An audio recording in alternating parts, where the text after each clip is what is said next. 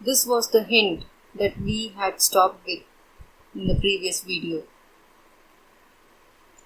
If you have understood what the hint is, we shall move with the next. Else, please refer to the previous video so that you get a continuity of this topic which we will be dealing now. It is about the basics of communication. So, what do you mean by communication? Communication means give and take. That is, only if you give something, the other can take it from you, as well as in response to it can give you something in return.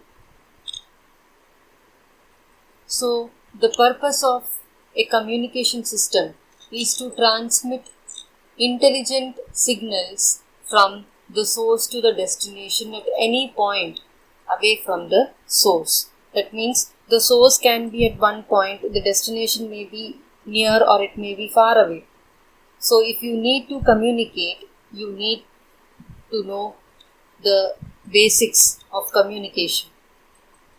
So from this you can see that there is a sender as well as a receiver for a communication to be established. And so if the sender has to send something and if the receiver has to get the message, there should be a transmission medium in between the sender and the receiver. And so you can see from the block diagram of communication system that you need a data source and a destination. The data source means the person who is asking for a kind of information, or a data source can be also a server. Okay, and this server will serve or will give the data to the location where it has to reach, that is the destination. Now, when you have a data source in one location and you need it in some other location, then you need to have a transmission medium in between the two. For this transmission medium, what is a transmission medium is the pathway between the transmitter and the receiver. Now here, what is the role of a transmitter and a receiver? The transmitter is actually one who helps to send the information. It is a sender. That means a device that can be used to transmit data is a transmitter. As well as you need a receiver to receive the information that is sent from the other end. And so a receiver is a device that is used to receive data. Now you must be thinking what a transmitter and a receiver is. You can say very common use of a transmitter and receiver together is a modem. Modem can transmit as well as receive the data or the information from one end to another in a network. And so it is a combination of a transmitter as well as a receiver. Such combination devices are called as transceiver. Okay, it is called as a transceiver. And so you need a data source. From the data source, if the data has to reach the destination, you need a transmitter as well as a receiver in between. And that itself is not enough. You need also a transmission medium that carries the message from the transmitter to the receiver and then from the receiver to the destination. And so the whole process is from the data source to the transmitter, and from the transmitter to the transmission medium, then to the receiver, and finally to the destination. This is how a communication system works. Now, when we tell that about the communication system, these computers or the network of computers, they are spread out in different areas, and if we say that there are some systems connected together as network in a small amount of area or in a big area, we categorize them into different types of networks based on the geographical spread. That is, one is the PAN. PAN is Personal Area Network. Just like our Wi-Fi, hotspot Wi-Fi and all, it is the PAN, which is Private Area Network or Personal Area Network, and it has a proximity of about 10 meters. That is, in the 10-meter radius, there will be the devices can be connected in a network which is called as the PAN. After the PAN, the next higher level of network is the LAN, which is Local Area Network. And this local area network can have a proximity of 10 kilometer. Proximity of 10 kilometer in a sense, it means that the computers or the systems of the network are within 10 kilometers. Then we call that kind of network as LAN, that is Local Area Network. Moving on to the higher of LAN is the MAN, which is up to 100 kilometers, and MAN is Metropolitan Area Network. In small cities, if you have a network of computer, you can call them as MAN. And the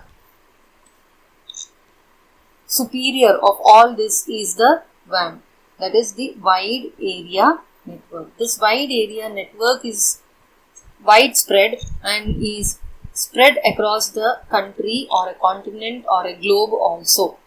So, the internet which we use is a wide area network. Now, here you can see the types of computer networks.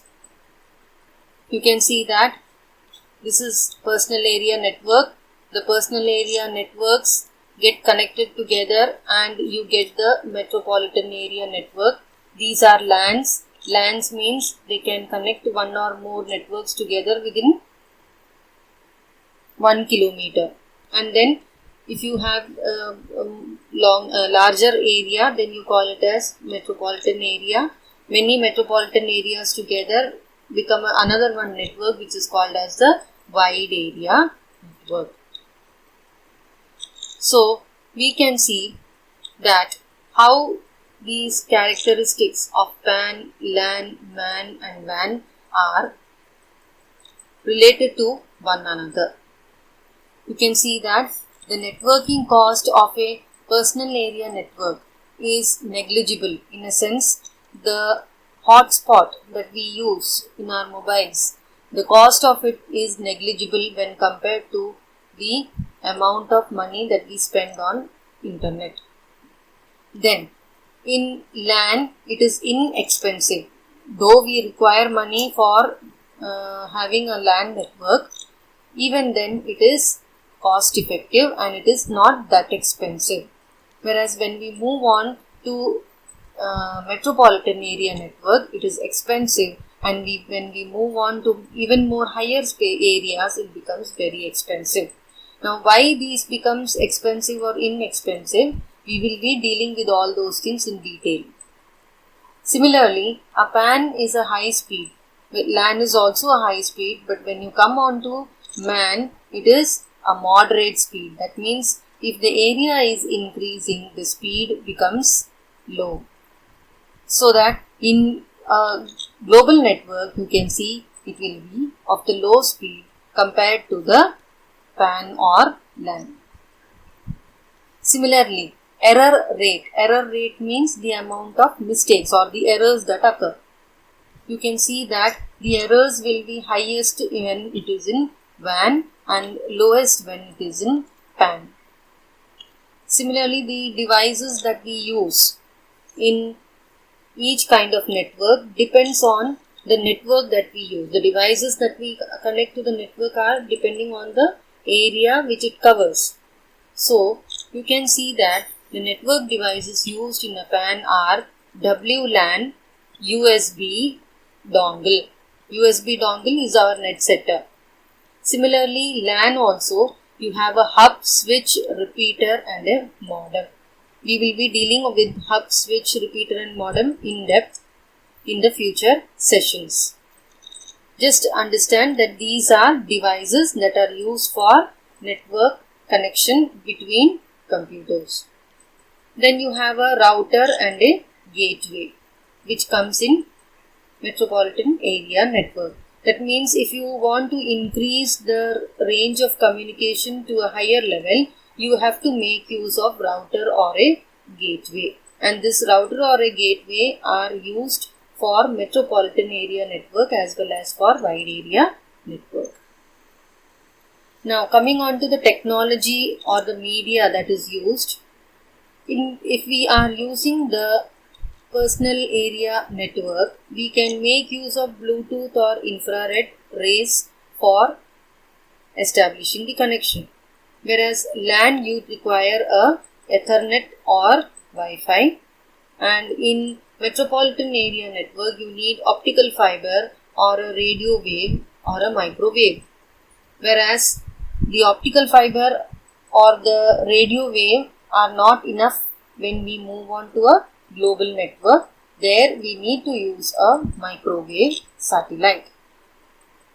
So based on the area that the systems are connected, we categorize the computers as LAN, WAN, PAN and MAN.